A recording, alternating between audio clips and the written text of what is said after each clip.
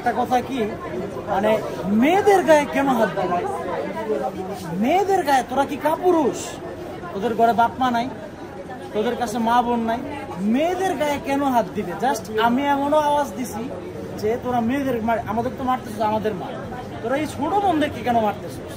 এবং মেয়েদেরকে পেটে লাথি মারার থেকে শুরু করে একদম বুকে লাথি মারা শুরু করে, ওদের যদি মা বোন থাকতো এই কাজ করতে পারতো।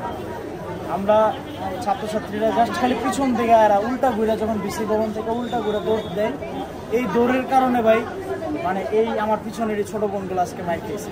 আপনি দেখেন এই যে ও ছিল পিছনে একদম লাস্টে, ওরা ওদেরকে এই রিক্সায় উঠাইছে হচ্ছে যে এই যে এই ও ছিল হচ্ছে যে একদম শেষে, তারপরে আরো কয়েকজন ছিল শেষে। এই কয়েকজন খালি আমরা জাস্ট পিছনে পড়ে গেছিলাম শুধুমাত্র এই আপুদের মানে এই ছোট বোনদের। আরো যে কয়েকজন ছিল আমরা মানে চিনি না, এরা সব সন্ত্রাস, এরা টোটালি সব সন্ত্রাস ছিল, এখানে অন্য কেউ ছিল, এরা টোটালি সন্ত্রাস ছিল। তাদের হাতে লাঠি সোটা ছিল, তাদের হাতে রড ছিল। আমাদের বুঝলাম আমরা কোটা বিরোধী আন্দোলন করতেছি, আমাদের মারলে, কিন্তু মেয়েদের দোষটা কি? এই মেয়েদেরকে তোরা কেন লাথি মারলি পেটের মধ্যে? এটা কোন সংবিধানে, কোন শিক্ষায়, কোন শিক্ষায় তোদেরকে, কোন ছাত্র সংগঠন এই শিক্ষা দিছে যে মেয়েদেরকে পেটে লাথি মারতে, মেয়েদের বুকে লাথি মারতে? এই জিনিসটা তারা করছে, এটা সবচেয়ে জঘন্য কাজ করছে। আমি মনে করি মায়ের পায়ে লাথি মারছে, মায়ের বুকে লাথি মারছে, মায়ের পেটে লাথি মারছে না, পুরা বাংলাদেশের বুকে লাথি মারছে, পুরা বাংলাদেশের মানুষের উপরে তারা লাথি মারছে। তাদের এইটা অবশ্যই অবশ্যই অবশ্যই সুরাহা হইতে হবে। অন্যথায় আমি একটা পুলিশ প্রশাসনের কেউ ছিল না আমাদেরকে সেভ করার জন্য। তাহলে এই হাজার হাজার পুলিশ প্রশাসন কেন থাকে, কই থাকে?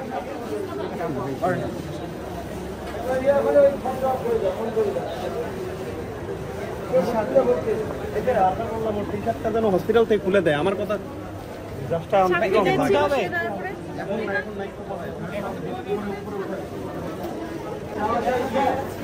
ভাই পোক্টোরিয়াল টিমের সেই সময় কোনো ভূমিকা লক্ষ্য করেছেন কিনা? আরো কোনো ভূমিকা নেই। ঢাকা ইউনিভার্সিটির যে একটা প্রশাসন, আমরা যে সাধারণ শিক্ষার্থী বিভিন্ন আমরা 18 যে আমরা আন্দোলন করছি, পুলিশ ছিল, ভিতরে পুলিশ ছিল, কিন্তু পুলিশ কেউ একটা পুলিশও আমাদেরকে সেভ করতে আসে না, মেয়েদেরকে সেভ করতে আসে না।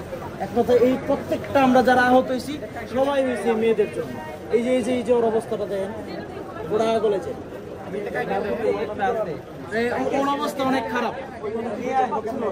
ওরে ডিরেক্ট খাওয়াইয়া পারাইছে, একদম পারাইছে। এই যে আমার এই জায়গাটাই দেখেন, আমি নাহিদকে বারবার বলছি, এই যে এগুলোর মধ্যে মানে এমন ভাবে বাড়ি দিছে, মানে আসলে কি করবো, আমার ব্যথার ইনজেকশন দিছে না তো আমি স্বাভাবিক থাকতে পারতাম।